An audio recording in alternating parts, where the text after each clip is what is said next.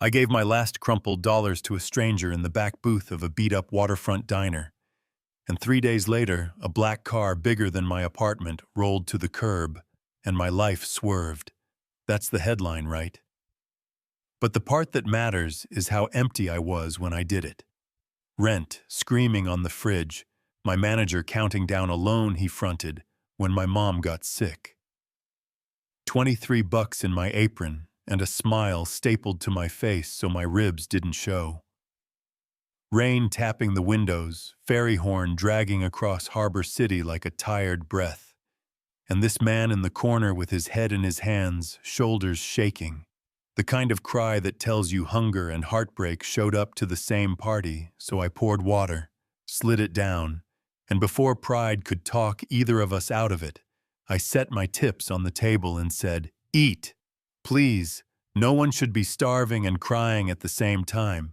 Food first, feelings after, you know what I mean." He tried to wave me off, couldn't speak. I ordered meatloaf extra gravy and walked away before he could put that money back in my hand.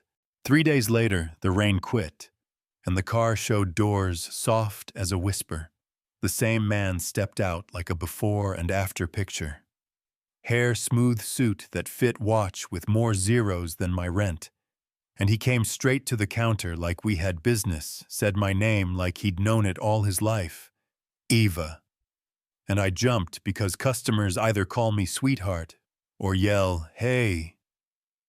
He smiled with one corner of his mouth and said, "You called your own order in loud on Tuesday Turkey Club, no tomato," and I felt seen and a little predictable. He offered a hand. "I'm Cole Harrington, and my brain did that thing where it pulls up magazine covers and charity gala photos, and the hotel with the glass elevators up on the bluff, you know, the family that builds half the city, yeah, that one." And he said, "I'm sorry for the other day, I wasn't myself, thank you for the kindness. Would you take a ride with me when you're off? It's safe, I promise." And I heard Mr. Pike clearing his throat to remind me I get 15 minutes. Not my whole youth, but I said 2 o'clock like I owned a clock. And at 2 I slid into leather that smelled like decisions and told my body to sit light so I didn't wrinkle anything that didn't belong to me. We rode the glass elevator up where the lobby looks like a sky you can swim in, staff lined up their smiles. "Good afternoon, Mr. Harrington." And in the suite there were flowers and boxes stacked like a stage set, gift bags winking under gold tissue, and I asked the question floating between us, "What happened, Cole?" And he took that heavy breath men take when they're trying not to let their breaking sound like begging, said I was supposed to get married last weekend, 5 minutes before the ceremony. I went to wash my face and found something you don't come back from, and I didn't have words. So I gave him my quiet, and he stared at those boxes, like landmines.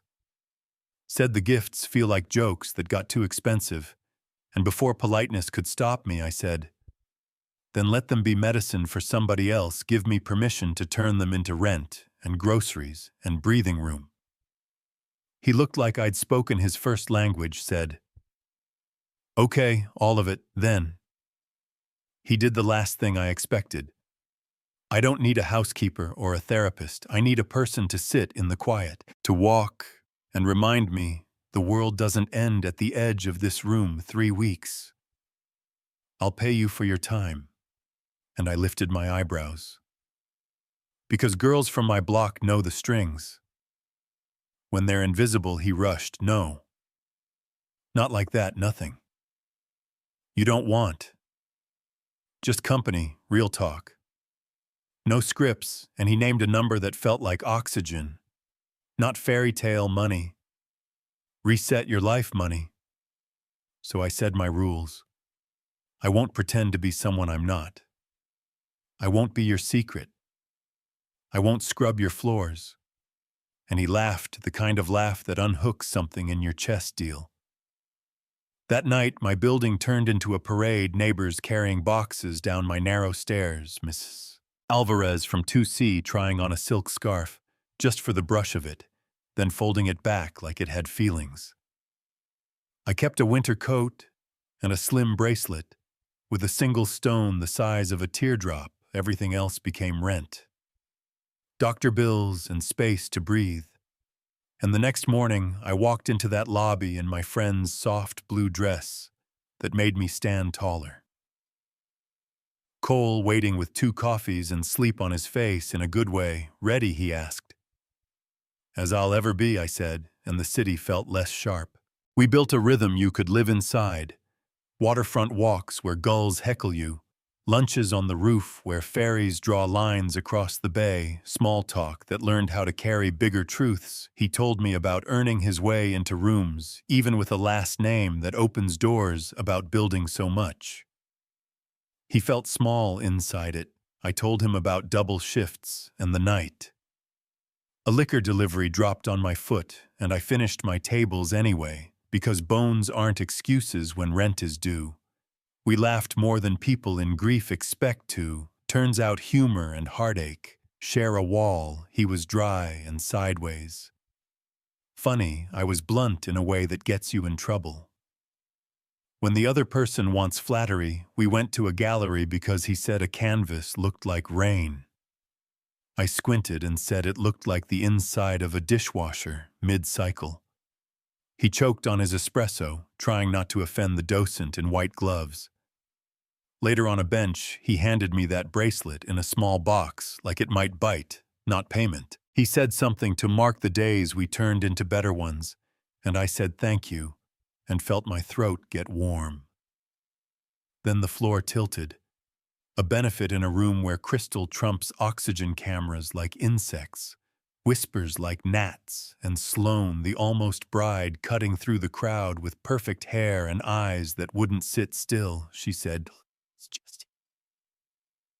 And the room took a breath. She talked about fear and pressure, and a mistake that didn't start with her, but landed on her anyway, about shame and timing, and a door she should have closed, and Cole stood like a man tempering steel jaw working, and when he finally spoke it came out level and final.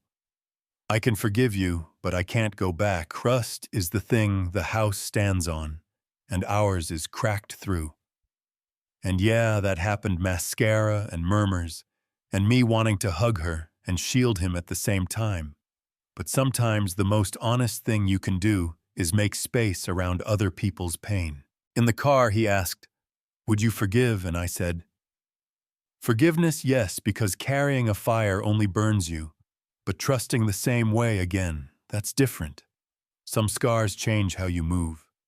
He stared out at the city lights and nodded once like he'd signed a paper inside himself. And back at the hotel, we didn't say much. We let the balcony and the hum and our hands do the talking. Grief is a cold house. Sometimes you just share a blanket. Days kept moving. The bench on 9th with the sax player pouring molasses into afternoon. The bakery that doubles your cookies if you make the owner laugh. The park, where the same golden retriever steals the same ball like he's workshopping a bit. And one evening the water turned molten under the sun, and he kissed me gentle, a question mark at the end. And no, I didn't feel bought. I felt seen, 2 people in the same sentence for once. 3 weeks ended like a song. You want one more chorus of... He handed me an envelope and an apology he didn't say out loud. "This is what I promised, and also I'm not whole yet. You deserve certainty." And I could have argued, could have begged the story to keep going, but I told the truth. I didn't come here for a fairy tale. I came because you needed a person, and I needed a door. And we hugged longer than strangers are supposed to, and I went home and paid Mrs. Delgado with cash that didn't shake. Walked into the Blue Lantern set, Mr. Pike's advance on the counter, and said I quit with a grin that used all my teeth. Then I signed a tiny lease 2 blocks from where I grew up, painted the walls myself. My uncle built shelves that still smell like rain. My best friend Lina stenciled our name above the door, with hands that shook from joy. 3rd shift, for the people who get forgotten by the clock. Coffee biscuits and a wall where you pin a note for someone who needs it more. The first day, a construction crew left exact change and a napkin that said, "This place feels like a good decision," and I cried in the mop closet so I wouldn't weird out the health inspector. 6 months rolled by, fast and steady Saturday rush bell on the door, ringing like a slot machine, my dishwasher. Marcus trying to outrun the plates. I looked up and time rippled. Cole at the counter in a gray suit, less haunted, more human. "Good morning, Eva," the way he said my name found the place in my chest. It lives as rent-free. I poured coffee, our fingers met and knocked like they were remembering choreography. We talked like regulars. My mom. "Better his running," I said. "Don't become one of those people who talk about splits, unprompted." He laughed, and somewhere between refills he said, "I've been thinking about foundations you can rebuild. If you pour new concrete and wait, really wait, before stacking floors." And I said, "Patience is expensive." He said it always is, and he asked, "Can we walk on Tuesday? No scripts? No secret doors?" And I said yes, because I'm not built to pretend I don't want what I want. I won't tie this with a bow. Life likes a cliffhanger when it's honest. But here's what I know: the day I slid my last dollars to a crying stranger, some folks would have called me foolish. The day I rode an elevator to a suite, others would have called me a climber. The day I opened a shop with money earned by being exactly who I am, a few rolled their eyes, like kindness is always hiding an angle. Everyone's got a story about what your story means. Mine is simple. We are all one small decision away from being the person we needed when we were hurting. And if you get the chance to be that, take it. Now tell me this. If someone breaks your trust like Sloan did, do you forgive and try again, or forgive and walk away? Have you ever been judged for helping the wrong person or for taking help from the right one? Drop your take in the comments, argue with me if you want, name the moment you saw compassion change an ending like, and subscribe if this hit you. Share it with someone who needs proof that small kindnesses still matter. I'll be in there reading between baking biscuits and counting change because this story isn't over. It's just on a Tuesday walk, seeing where the road leads.